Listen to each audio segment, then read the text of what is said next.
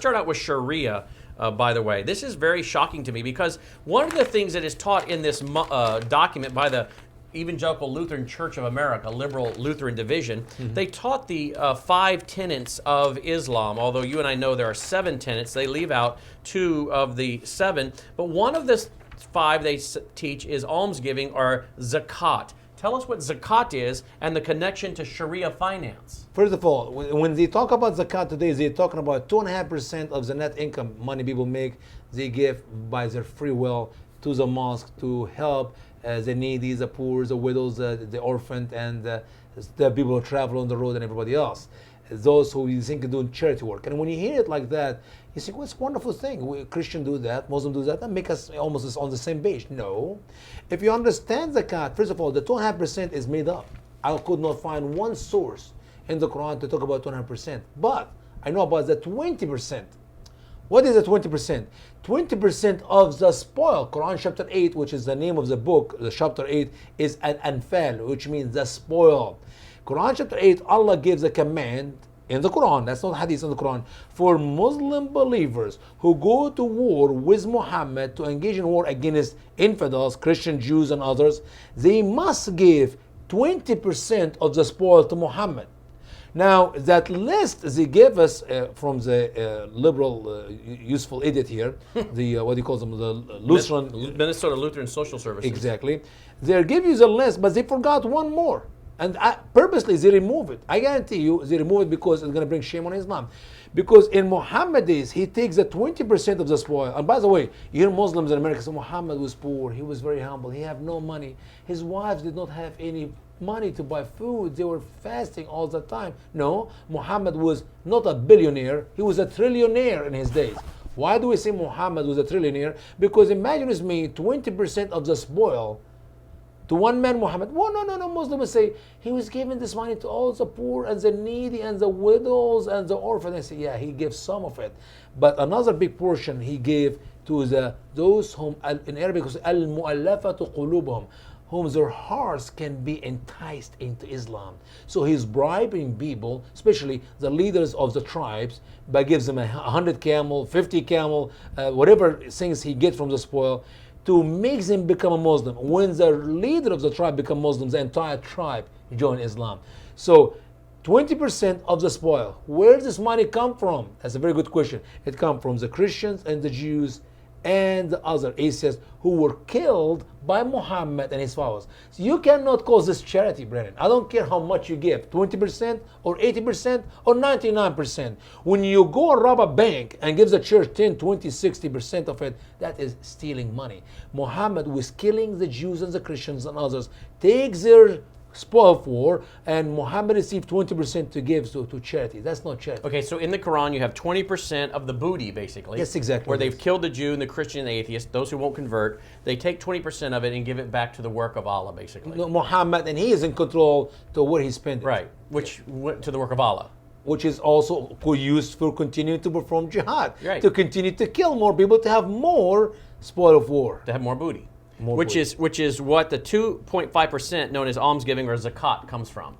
I don't know idea. I searched it. I could not find it. If there's a Muslim out there can teach me, please. So this 2.5% is nowhere in the Quran. No. Okay. But anyway, so they teach this 2.5%. And as a result, we had billionaires from Saudi Arabia, men with billions of dollars, come to America, to Wall Street. To invest their money. Big companies. Make more profit. Yeah. And say, we'll invest in American companies. Under conditions. 2 conditions. Yes, the condition number 1, you cannot use this money to invest it in anything unlawful. Like alcohol, strip clubs, pornography, anything. pork. So number 1. Number 2, we must give back to Allah. He continued to bless us. We have to give the zakat, the 2.5%. Exactly. So now Wall Street signed up with them because he needed all these billions of dollars. They're greedy. They care less about where this money is spending. And in the catch, by the way, the 2.5%, not to be known where it would be spent, who will receive it. Because Muslim will tell you, when you do charity, do not let your right hand know what your left hand is giving. So if I'm going to put my hand in my pocket to get $100 or $1,000, I don't know what it is. I'm going to get it out and give it to you. I cannot go like that, so I can look at it so everybody can see it, so I can give it to you. Give in secret. So Wall Street said, that's between you and yourself. Now, Sheikh Yusuf Qaradawi, This is a man who's collecting these millions and millions of dollars from all Americans. Okay, so they said, we don't want the right hand knowing what the left hand's doing. You give it to Muslim charities, but you're saying there's a Muslim guy who is the one that makes sure that all these corporations are doing the head this. of the corporation, which is, by the way, he cannot be physically in America. He's wanted, like Bin Laden, like every other Muslim jihadi. But he collects this 2.5% from the American companies. And by the way, this is not 2.5% where the Saudi investors and the billionaires that are Muslims from other countries invest in our country. They don't give 2.5%. It's the American corporations. Whoever takes the money from Wall Street, if it's a Bank of America, if it is Wachovia, I don't care if it's AIG, if it's Coca-Cola, if it is UBS, anybody, you borrow money to build a house or to buy a car, wherever. Every time an American people use credit card or borrow money to do any businesses, Wall Street make profit.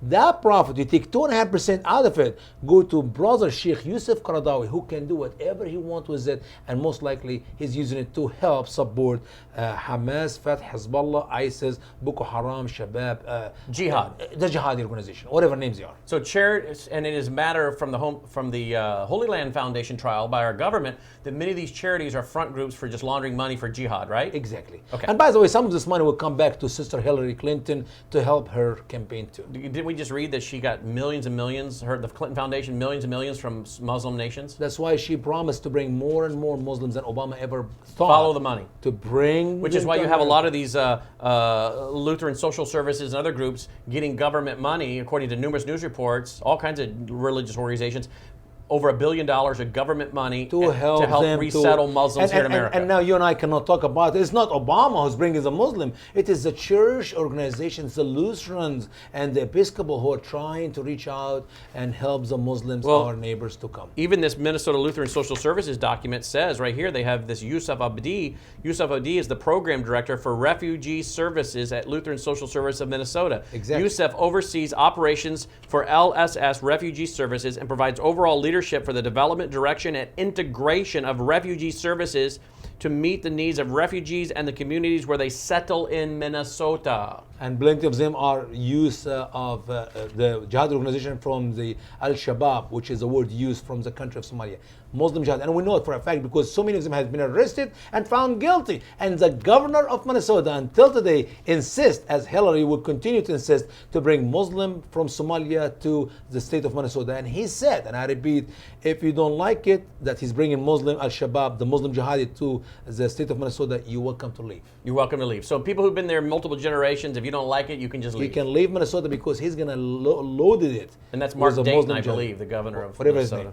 So we got over $1 billion, according to numerous news reports, including our friend Sharam Hadian, has said over $1 billion of government money going to these different church denominations and organizations. These are not churches. I don't know why they're not churches, but they're church denominations and religious organizations getting government money to resettle Muslim refugees in America. Sure. Okay. So we got all this going on, and by the way, the billion is not.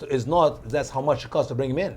And to let them see, just to fly them in, to get them in, and then Uncle Sam will chip in with the big money to put them on warfare, billions, perhaps trillions in the years to come. Yes, out of your pocket, my pocket, taxpayers, your pockets. Okay, so sure, let's deal with again Sakat, this 2.5%. So you got billionaires from Muslim nations invest in corporations in America. Part of the deal is if they invest in these corporations, they have to agree not to use it for pornography or pork or alcohol, anything that goes against the teachings of Islam. Okay, and then those American companies have to give 2.5% of their profit to Muslim charities. Mm-hmm. Okay, now if you want to know if you're involved in supporting Sharia finance, you might want to go to ShariaFinanceWatch.org. ShariaFinanceWatch.org. It's a project of the Center for Security Policy. Here are on their website what they say. As a result of these numerous inquiries, we have carefully compiled a list of financial institutions active in the USA that have some form of tie to Sharia compliant finance. Mm-hmm. That's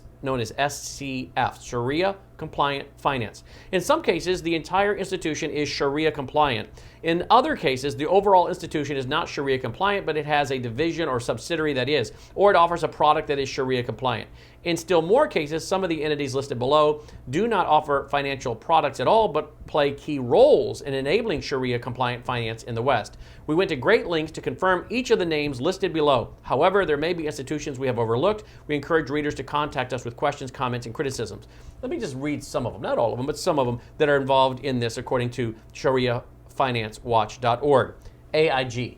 That's a big insurance company in New York. I mean, that's a huge one. Bank of America, Anchor Finance Group, Barclays, Bloomberg, Beam Capital Management, the BMB Group, Century 21, JP Morgan Chase, CIMB Group, Citibank, the Coca-Cola Company, Credit Suisse, Deloitte, Deutsche Bank, Devon Bank, Dow Jones, Ernst & Young, let's see, the Fairfax Institute, GE Capital, Goldman Sachs, Guidance Financial, Guidance Residential, Harvard Law School, HSBC, Ideal Ratings, let's see, Merrill Lynch and Company, Moody's Investor Services, Morgan Stanley, Bank of New York Mellon, NASDAQ, the NASDAQ, I guess, NatWest, Royal Bank of Scotland, Sharia Capital, Standard & Poor's, Standard Chartered Bank, UBS. I mean, these are Wellington Management, the University of Islamic Financial Corporation, Bank of Whittier. These are just some of them. I didn't even read all of them that are supposedly involved in this, according to Sharia Finance. Soon, if the American people will not wake up, here is my prediction for the future. If the American people will not stand up and to stop this by the law, by our constitution, by any way, because we are literally sponsoring the jihadi worldwide. If we will not change that, the day is going to come and the entire Sharia, not Sharia finance, the entire Sharia, Islamic law, will be practiced in this country. And I'm guessing this will be in the next 15 years or so. The ShariaFinanceWatch.org says national security and financial risk. Islamists are attempting to impose Sharia-compliant finance on Western institutions to use our own financial strength against us. The most serious problem with the Sharia-compliant finance is that it legitimates or legitimizes and institutionalizes Sharia law. Exactly. And a theo-political legal doctrine violently opposed to Western values, with 1 to 2 trillion petrodollars annually looking for an investment home. Blind exuberance is driving financial institutions to adopt Sharia-compliant finance without even a minimal baseline for legal compliance. The willful blindness and lack of both transparency and due diligence may cause Sharia-compliant finance to be the next subprime crisis, but this time with deadly consequences. Let me say this way, Brannon. You give a Muslim an inch, most likely they go for a couple, 3 miles. But you start with 1 inch. So how Muslim going to apply Sharia, Islamic law in our country instead of our constitution? They're not going to start by, hey, let's behead the Christians and the Jews. No. They're going to start with Sharia finance. And everybody in America is going to get involved in it, like it or not, choose if you choose or not, you're going to be part of it. Then they're going to go to another thing, halal food. After all, it's just food. And I talked to some people before, Brother Brannon, and they said, why you make a big deal about food, man? You want to go eat dirt, go eat dirt. They don't like to eat dirt, let them eat clean food, whatever they want to eat. This is America. This is America, sir. People eat whatever they want. People tell me, this is not where you come from in Egypt. People can have freedom to eat or drink whatever they want. But you don't understand. You tell the Muslim, it's okay, we'll allow you to have halal food. Well, guess what they're going to tell you? We don't allow you to drink beer. We don't allow you to eat this. We don't allow you to eat that. It start by, they will eat what is right in their own eye. They will drink what is right in their own eye. And then they will stop you from eating or drinking what is good for you.